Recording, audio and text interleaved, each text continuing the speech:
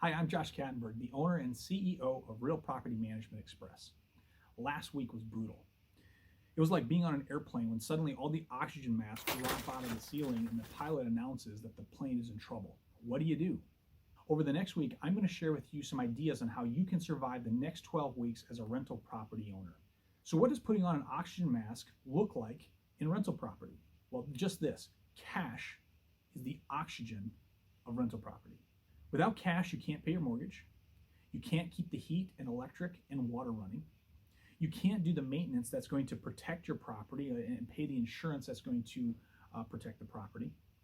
And worst of all, you won't have the money, the cash, to pay for the maintenance that's going to protect the life and health of the tenant. So your ability to survive the next 12 weeks will depend on your cash position. Consider this Wall Street Journal article from last week. The title reads, "Markets Enter New Phase, where cash is all that matters." Quote, "A rush for cash shook the financial system Wednesday as companies and investors hunkered down for a prolonged economic stall, taking the recent market turmoil into a new and more troubling liquidation phase." Unquote.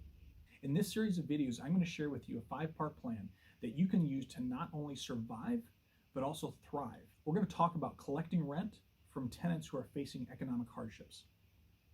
We'll look at increasing your cash flow by adjusting your mortgage. We'll look at increasing cash flow by using the security deposit as rents, and then we'll look at how do you protect the lease when you don't have a security deposit. We'll talk about saving money on insurance. We'll talk about how to improve cash flow by delaying certain payments. And then perhaps most importantly, what not to cut and perhaps even what to increase. Seeing an oxygen mask drop out of the ceiling is scary because it means the airplane's in trouble. Good. Put your oxygen mask on. Good. The oxygen's flowing. Good. You will survive. Stay tuned.